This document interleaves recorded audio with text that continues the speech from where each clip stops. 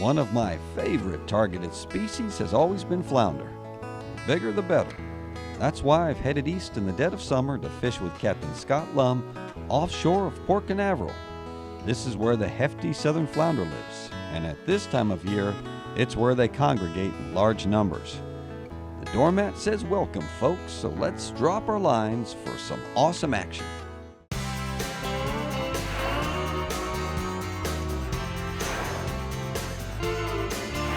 The Average Angler.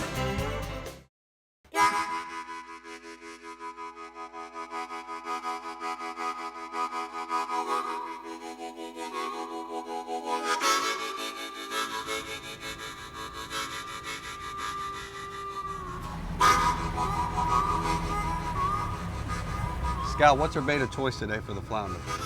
Well, what we're going to do is we're going to come up and cast net these pogies or menhaden, and what I like to do with these baits is hand pick the smallest ones out there, because if we're specifically flounder fishing, I don't want really big baits. Yeah. Is there anything else that you use? Yeah, actually, there's baits that are on the buoy. Sabiki goggle eyes and small sardines.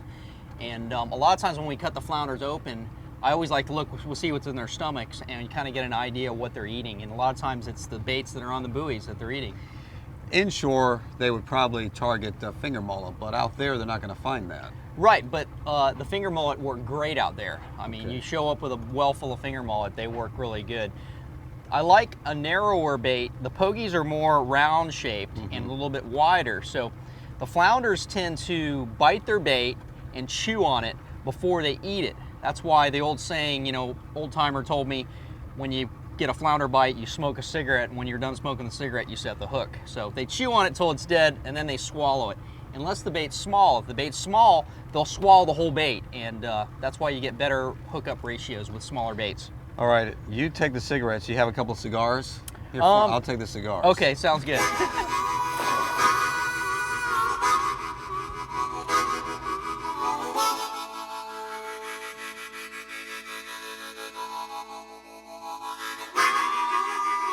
Yeah, I like to separate the baits and make sure I don't overload the wells, because in this heat this time of year, the oxygen is not a lot of oxygen in the water, and your baits will start turning red real fast. So typically, I'll underload that one and put maybe more in this one, and then use these throughout the day, because for some reason, maybe because that's more insulated, they stay better. So later in the day, I'll have fresh baits. Will they last throughout the day? Yeah, they'll last the whole day. Towards the end of the day, you'll see that they get red.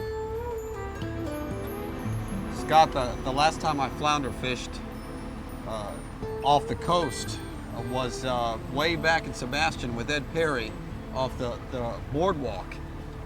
But that was in almost the winter time. It was around October, November. Yeah, they pushed through there the first hard cold front somewhere around Thanksgiving. And usually they are really pushed through strong when there's a hard nor'easter. And because the wind's out of the north, in that Sebastian Inlet, it's pretty protected. You're still, it's plenty fishable. It could be blowing 30 and 50 degrees, but people are there because they know the flounder are going to be pushing through. Now, it's July, so what is the pattern of the flounder right now? Is he to stay offshore because it's hot? You know, I think they're in like the beginning of a pre-spawn type of thing. They're moving around a lot, you know. I spoke to a diver yesterday, my friend Tim Fletcher on the Cool Beans, he told me that, you know, my idea was that when we're flounder fishing, because for the most part, flounders are ambush feeders. They lie in wait, buried, where only their eyes are sticking up in the sand. And I kind of visualize your bait dragging along the bottom, and when it comes into the field of view, they pounce it. But he's told me he's seen the flounders actually come up off the bottom into a school of bait, come out, nail a sardine, and go back down. So they're actually aggressive hunters as well. But out here, how far out here are they in July? You know, they get them all the way out in 120-foot depth, and probably even deeper. You know, they stage up around any type of bottom, whether it's a wreck or a reef. And they won't be in the reef or on top of the reef or in the wreck. They're in the sand around it. Yeah. And that's one key thing that I learned that really has helped me more than anything, is that And plus, when you're in the wreck, you're constantly snagging it and you're losing tackle. So nobody wants to do that. We've got a lot of wrecks out here, and some of the wrecks I fish are in like 60 feet of water. There's some in 30. So anywhere from here out, I mean, but I tend to focus on spots 40 to 60 feet. Now, when do they, if the run happens to Sebastian around October, November, December? You know, it seems to not be happening here then. Because I remember last year when you were talking about it, we were coming toward the tail end of our flounder run. And that's why I told you, hey, you need to get out here during the summer.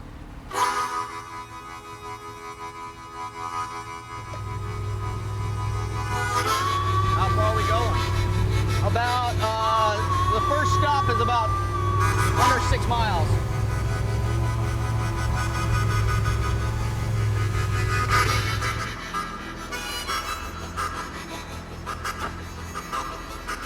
Sure is nice out here, huh? So we take these pogies, I like to hook them right in between the nostrils. Something else I do, and this is just something I like to do, I like to cut the tail off, as much of the tail. That way I feel like the flounder can catch the bait that much easier. It doesn't diminish its liveliness, but it makes them a little bit easier to catch. You on? Yeah. I just dropped it. Think it was a flounder? The way it was fighting, yeah, and possibility of it coming back. So if I have a bait still, so I had let them have it for more than a minute. It's just sometimes you get hooked and sometimes you don't. Okay, I think he's back on it, or he got me in a rock. Yeah, I saw.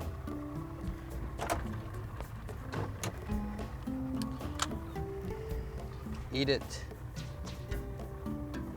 Feel him on there? I can't tell yet. I think so. Get it, Scott. There's always it's like, am I waiting long enough? You know, yeah.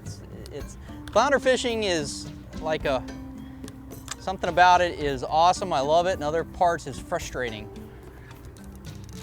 I was gonna say that might not be a flounder, but now that's fighting hard. Yeah, that's not a flounder. That's not a flounder, it's a shark, I think. If it is a flounder, it's a good one. Now it's possible that it could be. You want a net or?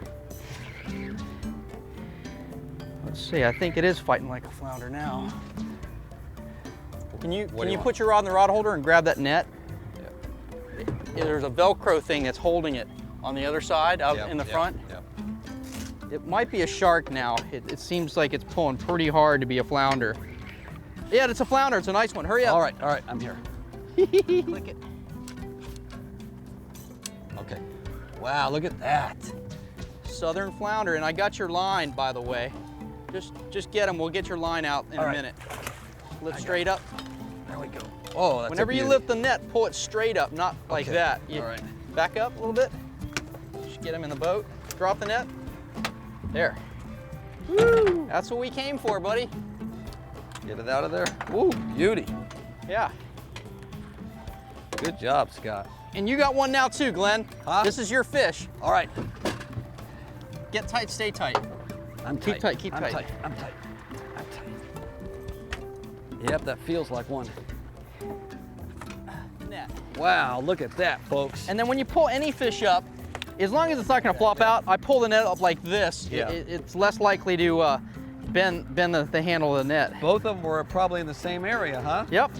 Good, big fat flounder right there. We get them twice this size sometimes. 10 pounders. And folks, the southern flounder is not going to have those 3 distinct spots like the Gulf flounder. Those are true southerns right there. Look at that.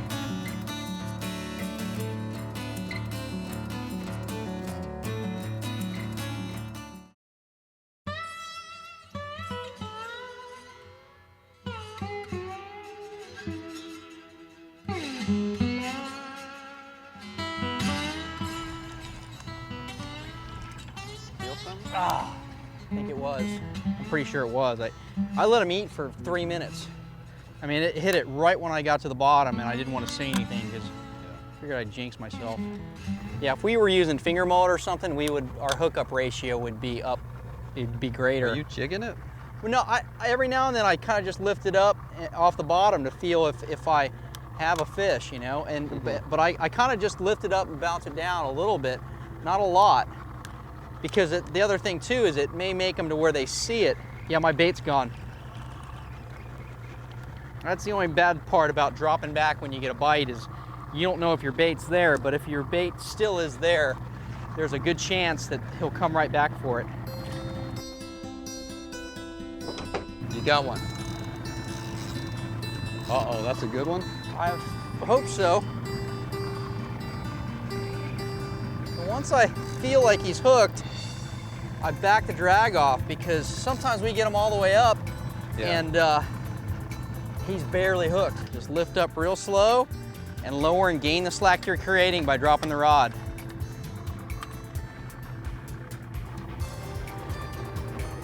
All right. And then drop the net. He's hooked on the net. Yeah. All right.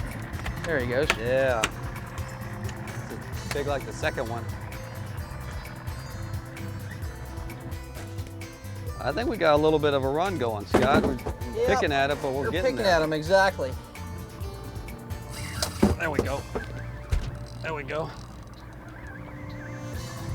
That's a flounder. That's a flounder, Scott. That'll work for me, buddy.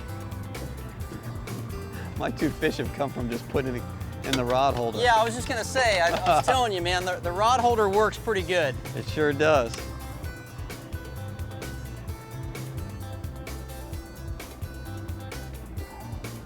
Get him, Scott. Oh, You jumped didn't off. like that net, huh? No, Swim they him don't. over to me. There we go, right Yeah. there. All Yeah. right. Ha Mr. Whitebelly. I'm just gonna keep it in the rod holder. Yeah.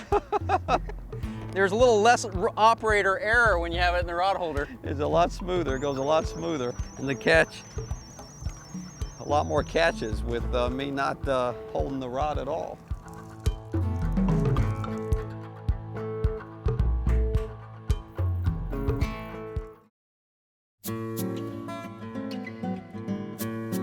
You see me going in and out of gear trying to keep, I'm basically trying to keep near the structure down there, but at the same time, the fact that the boat's moving around, we're dragging our baits, possibly, hopefully, in front of a flounder.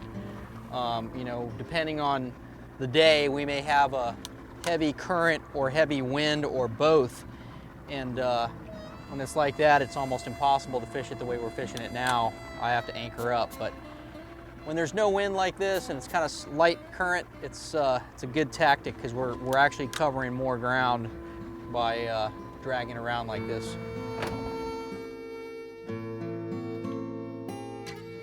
That's a good one too. It's heavy. That time I felt the bite. It's not a big old thunk like I'm used to for big fish. Just little thunks, you know? Yeah. I gave him some time. There he is. Yep, Mr. Flounder. That's a better one there. That's a good one, isn't it? Yep.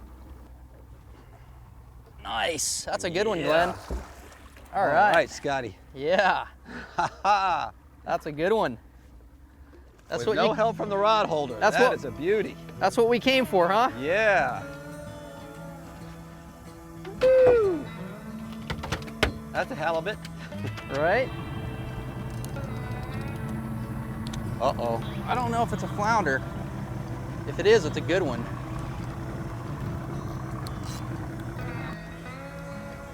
We are back on it, folks. I think. You think? Yeah. All right, I'm here. Yeah. Yeah, that's a good one. If you can see him from down there, it's a good one. All right. Look at that, folks. Scotty's got a good one. Mr. Southern Flounder. Oh, man. Good, good, good, good, good. Look at that leopard, spotted leopard. Beautiful, Scott.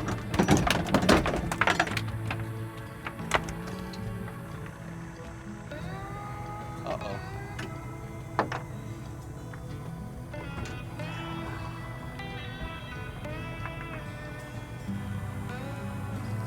I got one on. All right, all right.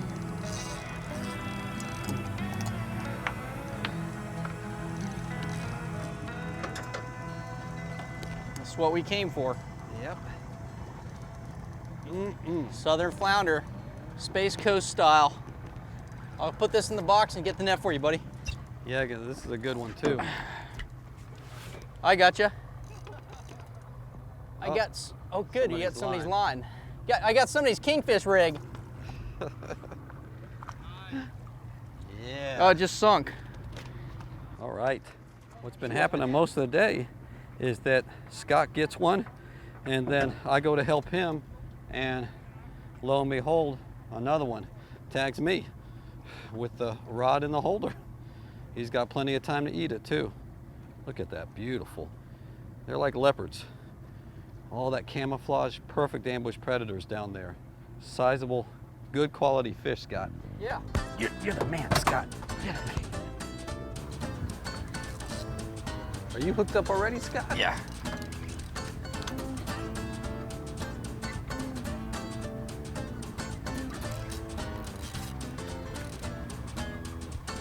The feeling like, That's a flounder.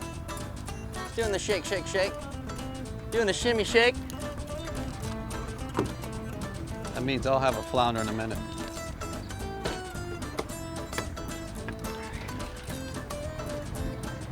Ooh, boy. Is this a good one? Yep. They're all good ones, Glenn. Yeah, you're right. There's no dinks in here. Yeah, right? Come to Papa. Oh, man, that's a good Big Papa. Look at that. Wow. Son of a gun. They're getting to be like a doormat, man. This is quality flounder right here, and Scott Lum will get you on them. My recommendations don't come easy, but this one comes real easy. Scott knows how to catch fish out here, and he gets quality fish all the time. That is one beautiful flounder there. I think the heaviest of the day is this flounder right here. I got a little bump there. See if I can get tight on them. Yep. See, I pull real hard when I first, because I want to drive that hook in there. You know what I mean? So Yeah, when you first yeah. get the bite, and when you're gonna pull, make sure you pull with some authority. Yeah. You know what I mean? Because that's a pretty thick shank hook. I got one pulling with it. The thicker shank the hook is, the harder it is to penetrate that, even though they're sharp. Okay, here we go. Pull real hard once you get tight. Keep pulling. Pull real hard. Keep tight. Lift up, lower, and line. Oh, man. How about that? Double flatties.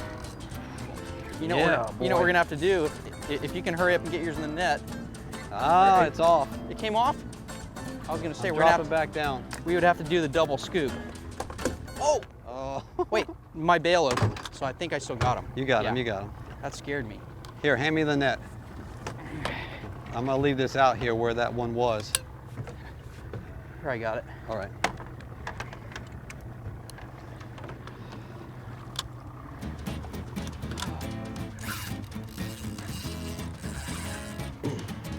Right on.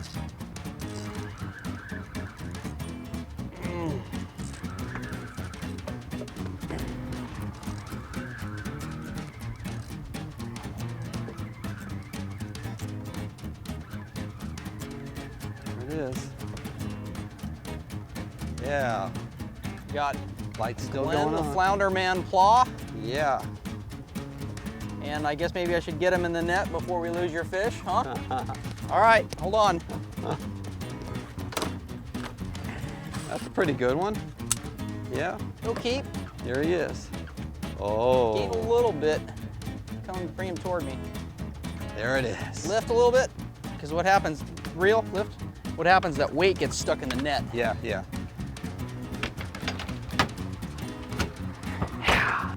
It's gonna shake on me. I tell you, it's a great flounder day. Man, that cooler's filling up. Look at that. Look at that one. Look at that one. look at that one. Look at that one, folks. It barely fits in that cooler. That's a monster. All right, let's get back at it.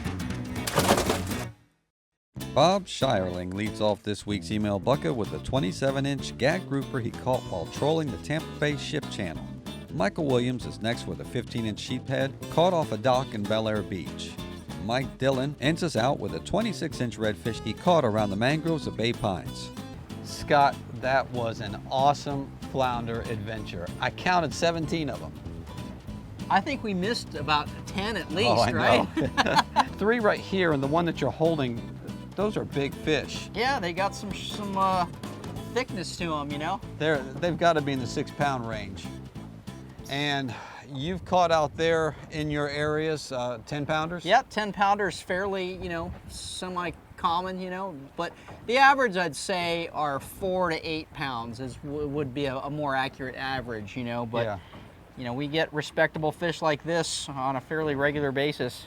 When you're catching, we had a congregation of them on one of the reefs there. You're really talking about a school, and can the school be upwards of 100 fish? Oh yeah, I've talked to divers that sometimes in certain parts of the year, certain times of the year, they're down there and they see flounders on top of flounders on top of flounders. Unbelievable. This past winter, we had a phenomenal flounder season for the divers. Yeah. Some of these divers come in with 700, 800, 900 pounds of flounder sometimes.